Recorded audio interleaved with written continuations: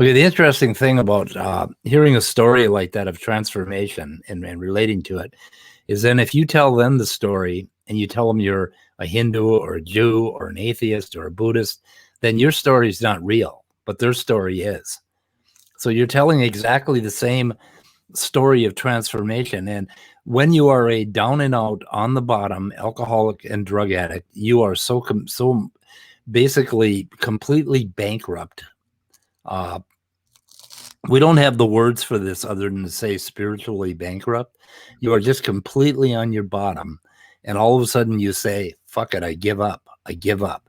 And at the moment that you completely give up the fight, something happens inside of you, transformative, where now all of a sudden everything you see in a positive sense. And then really good things start to happen because, of course, you're acting in a positive manner. You're not stumbling anymore. You're moving forward like a human being is supposed to. And everything that's happened to me in the last 13 years has been like one miracle after another. If I were a Christian and I just added Christ to the story, they'd be, oh man, you know. But no, because I don't share the religious views, my story's not real, but theirs is. And that is really insulting, don't you think? There's something even deeper to that, though, and it's why I pity Nephilim, really, is that, to my view at least, what Nephilim is describing is that I would call that a going for broke kind of attitude. Yeah, this attitude that's where, what he did. Yeah, he was heading off the end of the dock. That's the way it sounds. It almost sounds like he was planning on a suicide after a month. Right. Well, to me, like the thing you described and what he described is this attitude of there's nothing left to lose. Yeah. But to me, like what's really demoralizing about this whole thing is that with Nephilim, he, you know, he doesn't view himself like as a good person. He doesn't view himself as a person that's integrous or, has good qualities or, Right, and he obviously had integrity with his wife. Well, I mean, feels that,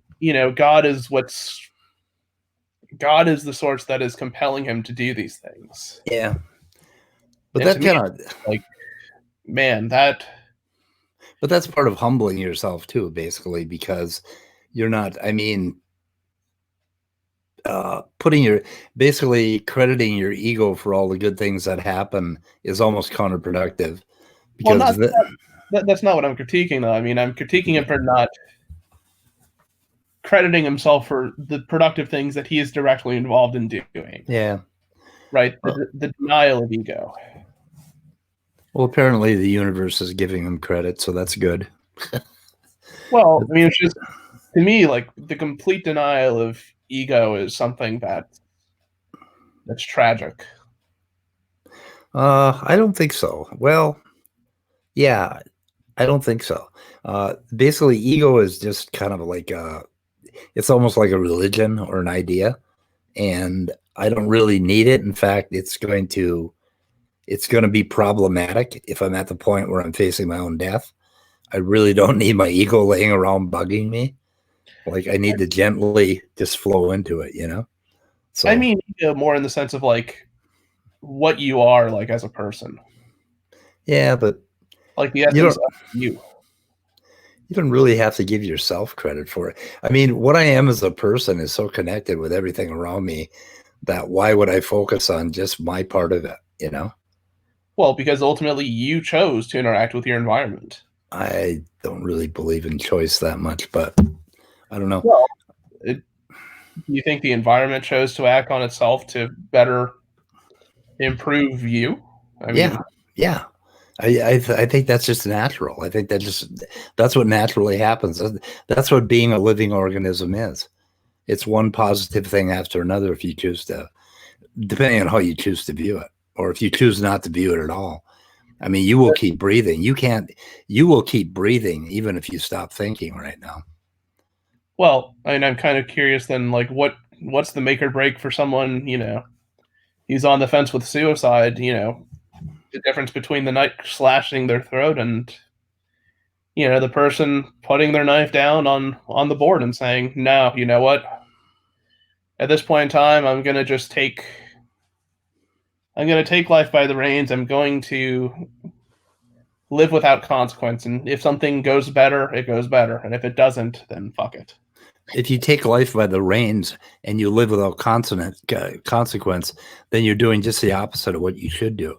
What a person that's about to commit suicide should do is close their eyes, put their hands behind their backs, drop the weapon, and commit suicide internally, and just give up, just quit. Just stop fucking making decisions. Stop deciding to kill yourself because that's not your job. Stop everything. And then the next thing that'll happen to you is you'll take a breath, and you'll take another breath, and you'll take another breath. And if that's all you have for a while, that's fine. And that's what happens when you're on the bottom in alcoholism. You do not need to think or seize the reins of anything. You do not need to live with consequence or without consequence. You simply need to breathe. And it's I don't know, you're a young man. I'm an old man, and I have been through these transformative experiences like I think 3 or 4 times in my life. I mean, I've attempted suicide a number of times, and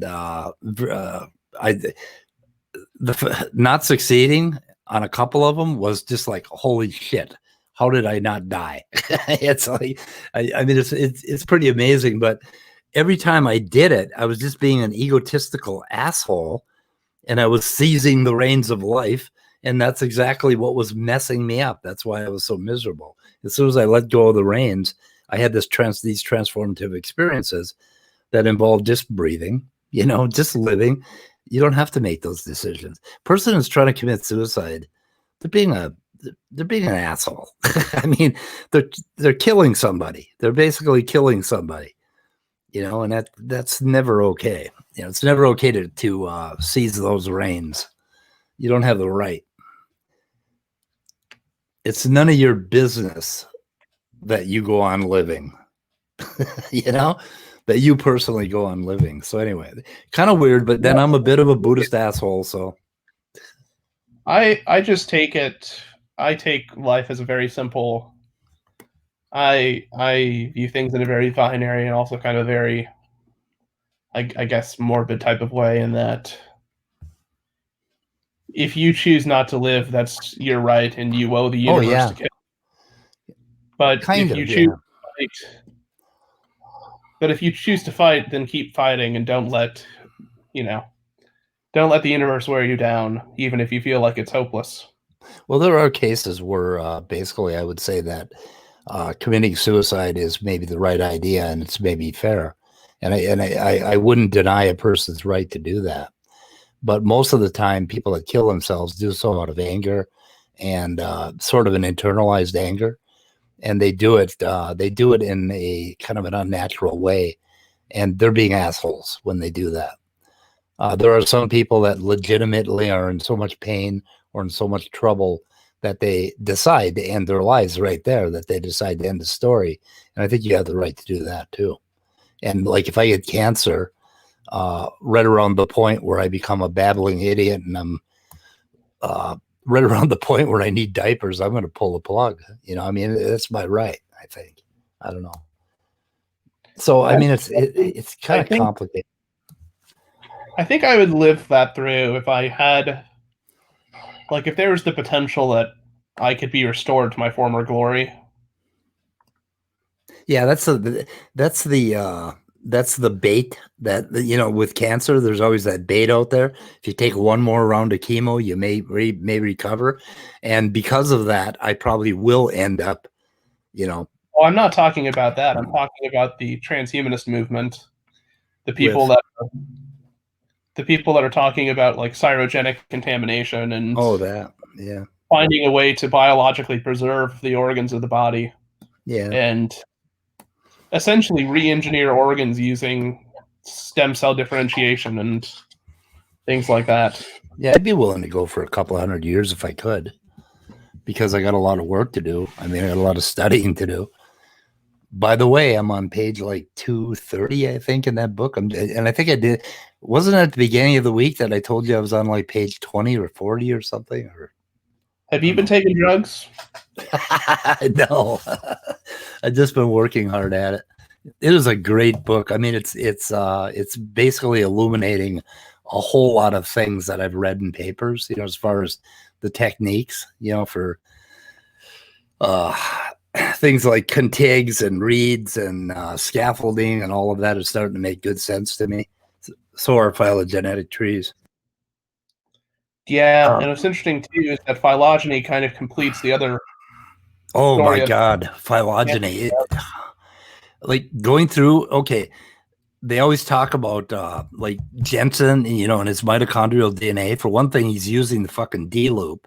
And the first thing they said in here is you don't use the D loop. You use like ribosomal RNA, but they put it together. But then Jensen, he just sticks with like, I think he sticks with just human beings.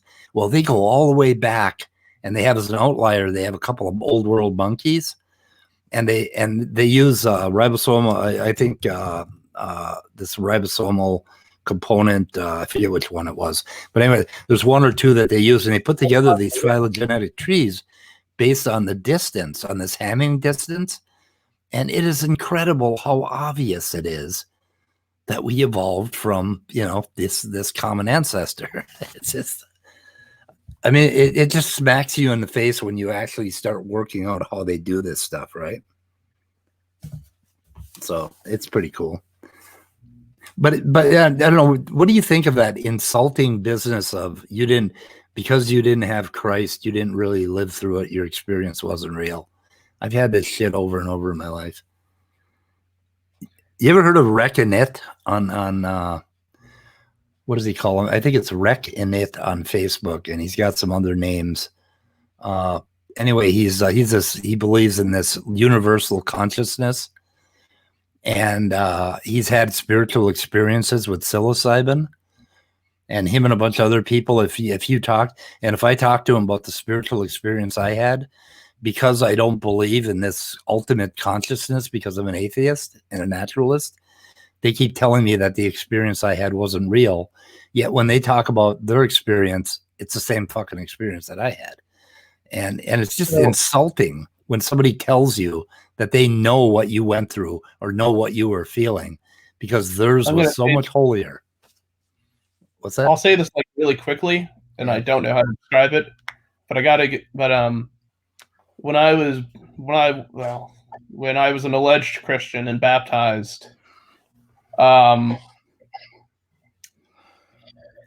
had the sensation of drowning, but it wasn't ordinary.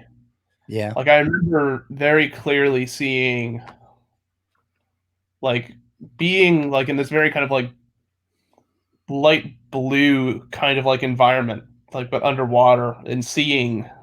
Was it pleasant? Oh, it was the. Well, the thing is, like I saw something there. It was like the best I can say is like an aquatic fairy or something like that. Okay. But it was like the most pleasant feeling. You had a spiritual experience, and you can do that with with a number of different religions and methodologies. It's a very human thing, and not everybody. Like I'm guessing that maybe 10 out of 500 people have these experiences, but Christians have them, like the come to Jesus moment when they give themselves up. You're going through a ritualistic motion, and it does something to your brain, and a part of your brain melts down. It's called a temporal parietal junction, and it's kind of the part that keeps track of who you are, where you are in space and time, and all this melts down at once, and all of a sudden you take on this wider view, and you can have like hallucinations. You can or not really, I wouldn't call them hallucinations. You sense or see things that you would never ordinarily think about. And the defining characteristic is that it feels unbelievably wonderful. It's like you're exploding into the universe. That is a spiritual experience. To me, it was the best way I can describe it. It was a state of like complete contentness, like complete silence, complete everything, complete peace. Like there isn't anything that you want. Like when I was telling Nephilim, when he was asking me, don't you want the glory of heaven and afterlife and all that stuff? And I said, I already have that. Okay. It's like, that's what it's like. It's like, no, I don't need anything more right now. I have everything I could possibly want. I'm just going to settle down like snow settling down into, you know, onto the ground. You just kind of settle down and you're at peace. Yeah, that's cool. I didn't know that you had one of those, but that is quite an experience. Two? It happened twice? Yeah, another one was when I was this was when I was about, the first one was about when I was, well, no, the one I just described when I was about 12. The second time was, well, the first time rather was when I was at summer camp and we were swimming in this area nearby. This it was like this water formation. Must have been like a delta or something. But at that time of year, like the water was just extremely cold. And at that point in time, like I was not a strong swimmer. Yeah. And I remember you know, stepping in the water and I'm like, shit, like this thing is cold. Like I might be able to swim for a few minutes, but like, you know, okay, I'll try. So I do it, and I'm feeling like this drowsy kind of like sensation, and it's called hypothermia. Right. And I remember like for a while, like I felt this panic, you know, like, oh crap, like I can't feel my body. Like I'm about to like, you know, fucking go under. Like I am about to fade into oblivion. Yeah. But what I remember, like the last thing, and it was so weird, was that for about like what felt like an eternity, but like 30 seconds, like it felt like 30 seconds to a minute, I could kind of feel like this kind of like vines like grabbing like my legs and just kind of like pulling on me, like pulling me down but also stabilizing me. And at that moment in time, like I had no fear, I had no emotion. Like it was again like this sensation of like complete peace, complete silence, complete, you know, stillness. Yeah. So how did you survive that one? So my father rescued me from that one. Okay. Because it turned out that I had veered off, that I had drifted off into I drifted off into the main river. Yeah. But it wasn't far enough that they couldn't get me back. They just had to fight against the tide of that water area. That sounds like a near-death experience. Yeah, it was. Like you were going out. Yeah, it's you know, and that's what happens. I mean, and I'm sure that's what it's like to actually die. It's that same, you know, you go through that like depending on how, you know, if you hit a semi, obviously it isn't going to last very long. But if you're dying slowly, you just slowly give everything up, you know, and it's just and you enter this peaceful state, and it really isn't a bad deal at all. And kind of like going to sleep, you know, you do that a little bit when you go to sleep. You just slowly shed everything and, you know, lay down. But I mean, this is, you know, and then you can reduce it to physical things. I can tell you about the temporal parietal junction and what happens to your brain and all that stuff. But that doesn't cover what you feel when you've gone through it. And that's where people are, they want to invent some other bigger story, right? Like Christianity or something. You don't need to invent a story. Just live with it. The thing is for me, like I can't explain it without disrespecting like the actual sensation of it. Yeah, exactly. There are no words. Isn't there shit in the Bible like that where basically I'm not familiar with it, but I thought there were, Ellen Watts used to talk about passages in the Bible, and that sounded so much like Buddhism that it was incredible. They were talking about, you know, that you can't put words on God, or you can't put words on this feeling or something like that. It's, you know, beyond words, that sort of thing. You know, and that's what being alive is. That's what being this physical organism that we are is. It's just incredible. I mean, it's incredible that we can sit here and fucking talk about it, you know, and like not only are we living it, but we can analyze it and talk about it and remember it. It's just like, we are really cool things as human beings, you know? Yeah, it's interesting because the mechanism that allows that to occur, at least if I'm not misremembering it, is that the body produces, I believe it produces like very, very, very, very like small concentrations of like dimethyltrilosine, which is a hallucinogenic. Tryptophan, I think. Dimethyltryptophan? Trilosine. DMT? Yeah. Oh, really? Yeah, I think it's called dimethyltrilosine. Let me check it. Oh, maybe. Do I have it wrong? I probably do. Hold on. But actually, I read a paper that said that probably wasn't the case. It wasn't DMT that was doing it. It's something else. Yeah. Dimethyltryptophan. Or no, dimethyltryptamine. Yeah. Tryptamine, really? Okay, I've been saying it wrong. So it's a hallucinogenic. It can be consumed. Is there a production? DMT. There's it's produced in the pineal in such tiny amounts that they said it couldn't possibly have any effect. Oh, I doubt that. Dimethyltryptamine and then dimethyltryptamine.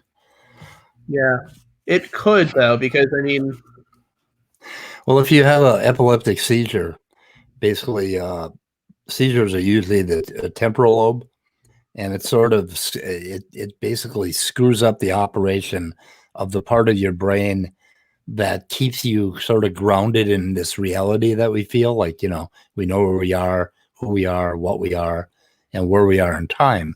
And then all of that sort of starts, because of the waves that are set up in seizures, all of that melts down and quits. And then you come out of that and you're in this peaceful state. But people that have seizures have the same effect. And what I really want to see happen is I want to see like a controlled experiment where someone takes like DMT or something like that, but then like they have like the moment they take it, like you take like videos of like fMRI scans and like magnetic resonance imaging of the brain. There's a guy that's doing that, but he's not. He hasn't done it with DMT. He's trying to capture a spiritual experience in. Well, somebody's in a scanner. So far, he's done monks, and I keep forgetting the guy's name. I have his book over on the shelf. I could dig it up. But yeah, I'd like to see what happens. I would just love to see like what the fuck the brain is doing with that. Well, what he said happens is that what the hell did he say? Normally, when you're focused or when, you know, the normal waking life, certain parts of your brain are lit up. But when this happens, your entire brain kind of comes on at once. And there's no one spot that's active. Everything, I mean, it's literally consciousness expansion where your entire brain kind of lights up, and then and it's not an unpleasant thing at all. It's just all your senses are on. Everything is like firing full volume. And I think what he said in the scans, I'd have to read it again, is that they were surprised that the entire brain, right and left side, sort of all starts to work at once. And it was more of a global thing. Well, that's what people are meditating when they, you know, these people that have practiced for years and they can put themselves in this state. He said that's what happened. So you should read about DMT being produced naturally. I think there are a couple of indications that may not be the case. Anyway, right. I mean, you know, it's one of those side effect things, but I mean, it's a nice idea, you know, that you produce a psychedelic drug, but I think your brain is just naturally. Go ahead. It would explain the peaceful sensation during death. Yeah, but then, you know, your brain being naturally capable of that would also explain it. Yeah, that's true. Yeah. Or, you know, just when you're not focused, the thing is when we're focused and we're thinking, like if you've been real hard, you know, like you're really mad at somebody or you're really cogitating hard on a problem, your brain is in this tight little loop and the waves are flying in this one spot and you're focused on it. And then you suddenly let go and the focus goes to the rest of your brain. And you say, oh, I hear a bird outside. I can hear the clock ticking. You know, I noticed that, you know, that my leg is sore. Shit like that. I don't know. It's pretty cool. So Well, on the, yeah. I'm gonna get going. We should talk tomorrow though, because Yeah, okay. I think I'm gonna post this. What do you think? Sure. Okay, I'll do it. I'll do it tomorrow morning. Okay. Yeah, I'm tired. Yeah, I wasn't expecting to share my near-death stories, but that's okay. Well, that's cool because, you know, this is an important part of the puzzle about why people believe the fairy tales that they believe. But we can talk more about it tomorrow. Yep. Okay, later. Yep. Take care. Okay.